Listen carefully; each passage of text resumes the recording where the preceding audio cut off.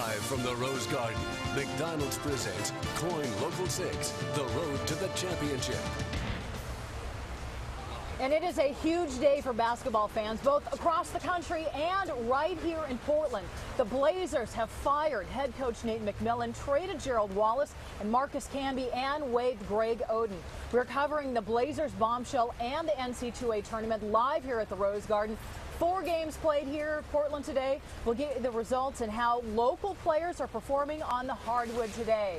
And thanks so much for joining us. We are live here. It is a wet Rose Garden. I mean, it is like a miserable downpour. You can see it. It's like we're dodging that. The whole tent's going to cave in on us. I'm Amy Troy, Dan Christopherson, and Tim Becker. And guys, I mean, literally, it is a pouring rain here. We have a big Blazers development. Yeah, you know what? When it rains, it pours with the Trailblazers, right? We have a breaking development from the Blazers, and we just got done talking to the team president and the acting general manager about the news that they fired head coach Nate McMillan. Nate is a friend. I respect him a lot, but it was one that after some discussions with Chad and with Paul, I felt was unavoidable for us. We've been very displeased with the performance on the court. It was not Trailblazer basketball, and it was very disappointing, and that's kind of where we got to the decision today. With that being said, we made some moves today to kind of set our course moving forward. So the interim assistant coach is Caleb Canales, now named interim head coach. This is big news, but not a complete shock. You know what? The team had lost their way under Nate McMillan. It's not totally his fault, but they played so terrible they lost by 42 last night. And Tim, you know what? A change had to be made, didn't it? Yeah, exactly. I mean, things are upside down. Remember how this all started? I mean, the 9-10 games out of the gates, and the Blazers were on top of the whole Western Conference.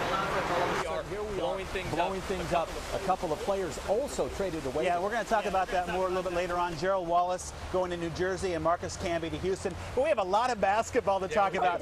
We're here for the college tournament, so let's get into it. All right, so let's take a look at it. We will hear from fans about the Blazers in a moment. But first, now to the action in the Rose Garden today. First, the West Region games. Number 4, Louisville, taking on number 13, Davidson. Number 5, New Mexico, playing number 12, Long Beach State. Louisville held off the Davidson Wildcats at the Rose Garden 69-62. No big upset there. Now, New Mexico beat the Long Beach State 49ers 75-68. Now to the South Region games. Number 5, Wichita State taking on last year's bracket buster. Remember this? Virginia Commonwealth. Well, the number 4 Indiana battling the Aggies of New Mexico State. And they have done it again. VCU Rams busting the brackets, beating Wichita State 62-60 to 59. Indiana wins 79-66. 5 Portland natives played in the tournament today, hoping to bring the championship trophy to their universities. Here's a look at the local players. We have Jesuit grad Mike Hart, plays for Gonzaga. Grant High School's Mike Mosier, UNLV. Brad Tinsley out of Oregon City High School, playing for Vandy. Now we'll show you how they all performed in just a minute. But first, the number 1 overall tournament seed, Kentucky Wildcats. They have 2 Portlanders on the team. They have Jesuits Kyle Wiltshire and Jefferson High phenom Terrence Jones. Now, Dan and Tim, this has really been a dream season for these guys. Yeah, they're really good, aren't they? Terrence Jones, and we got Kyle Wiltshire. Absolutely. I mean, ranked number 1 most of the season, and like you said, Amy, now the number 1 overall seed for this tournament. You know, a lot of people are picking them to go all the way, including me and including Kevin Love. So a lot of love for the local guys, and let's take a look at how Terrence Jones especially did today with Kentucky in their game. They've been really good, and they showed us why in their opener against Western Kentucky. Terrence carried the Wildcats in the first half. Some rim-racking dunks. He scored 15 points, helping Kentucky build a 19-point lead by halftime. This is why they're a number 1 seed. Mighty efficient he was. Took 13 shots. He only missed 4, so he is ready to get this tournament going. He finished with a game-high 22 points, 10 rebounds, a double-double for Terrence Jones, leading the Wildcats to the 81-66 win. Now, Kyle Wiltshire played limited minutes, took just 2 shots and missed them both, but he'll be okay. He's just a freshman, and they're going to need him as this tournament goes on, Amy. They sure will. And, you know, Jones was considering going on to the NBA last year, but he had a change of heart. Yeah, he did, and no doubt there are 3 women here in Portland that helped him change his mind. Sometimes by choice, sometimes probably not by choice for him. But he spent a lifetime getting advice from both, well, I say both, but all 3, his grandmother, his aunt, and of course his mom. And I had a chance to learn firsthand from these 3 women just a couple of days ago how they got Terrence on the road to the straight and narrow that is Kentucky. It's important for everybody to get their dream, so he's worked so hard for this, so I really hope he achieves it. Ava Mache has known Terrence Jones literally from day one. When he was born in the hospital, he was almost 11 pounds. So I go to the hospital, I pick him up, and I said, I'm taking him to the park. He's got to be good at something, right? Yep, he's good. Jones is a major force on a powerhouse team. Terrence Jones all alone. A successful young man thanks to his mom, Linda, Aunt Ava, and grandmother, Pearl. The signs, trophies, and magazine covers, just a few pieces of proof positive that the Jefferson High graduate knows how to win. He was just a kid when Ava, who played college ball herself at Washington, began challenging him one-on-one every day, all the time. We almost got into a big fight on the court up at Ockley Green. I remember that because he was like, why are you just now telling me my jumper's not right? I said, oh, I told you. I was the driver coach. I took everybody to where they need to be. I was the person to pick up the kids and drop them off. That was my job. Well, Linda was always there as a mother. Ava was busy playing coach, pushing Terrence, and never once giving him the easy way out. You know, people say, oh, you got to let them win and build their confidence. No, you don't let them win. You make them drive harder to win, so. 3 state titles in a row at Jefferson. Now a star on a top-ranked college team. And Jones follows a miss. A son, grandson, and nephew who'll never be short on advice when his family's within earshot. I'm always screaming, be aggressive, you know. Go for it, man. I told him, I said, man, if I could dunk on somebody, I'd dunk all day long. Ava is just a blast. Oh, man. I got to tell you something. Both her and Linda try to make it to all the games. They say that Terrence plays a lot better when they're there. They hopped a plane this morning. They were there this afternoon. And look at what. Wow, what a family. Good stuff. Thanks so much. Well, you know what? Jesuit grad Mike Hart hopes to help Gonzaga reach it to the championship as well. Today he played a big part getting them to the next step. His 7th seed Bulldogs walloping West Virginia. By the time Hart hits his only field goal of the game, it was a 3-pointer made it 66-41. Gonzaga wins 77-54.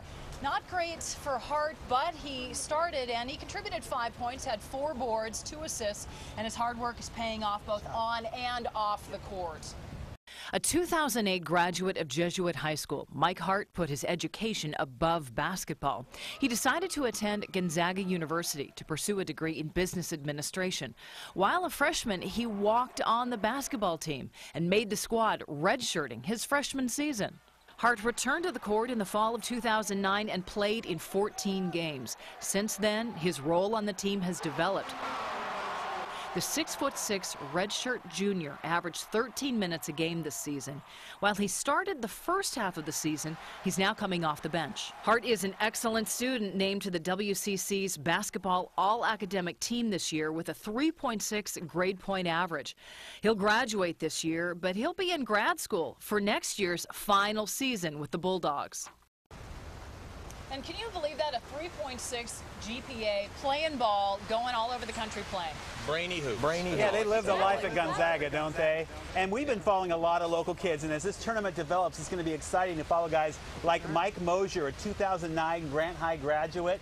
He transferred from UCLA, that is, so he had to sit out a year. But let's take a look at Mosier and his UNLV Running Rebels in action tonight. This game's still going on. It's the late game. And in the first half, there's Mosier checking into the game.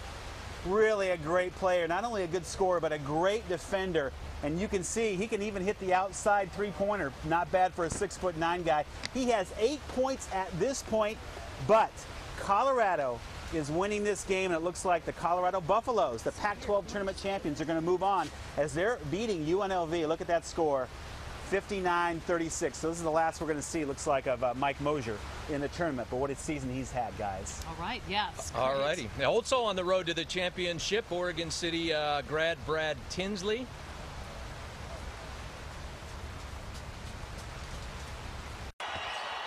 Mosier answers right for the Rebels. Whoa. That was impressive.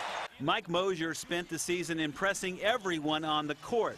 He made the All-Mountain West Conference first team and earned the Newcomer of the Year title. Moser, another rebound. Behind the back. Finger roll. Wow.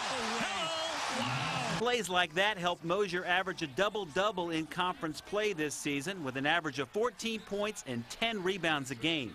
Mosier is majoring in interdisciplinary studies, and he tells the Oregonian he would entertain the possibility of entering the NBA draft, but plans to return to UNLV next season. Also on the road to the championship, Oregon City grad Brad Tinsley. He helped Vanderbilt upset Kentucky in the SEC Conference Championship. And today against Harvard, all he does is go a perfect 3 for 3 in the first half, including a couple three-pointers. This one to beat the halftime buzzer. Dude was hot. Finished 5 for 6 shooting with 16 points to help Vanderbilt advance with a 79-70 win. We're going to bring you more on Brad Tinsley and how he got here coming up in 7 minutes. Amy? Yeah, and wait until you hear from his high school coach. It's a great interview. We're going to head over now to Jeff and Kelly. They're live at the Coin Tower, where it's a little bit drier than it is here at the Rose Garden, guys. It is, Amy. Thank you. Local headlines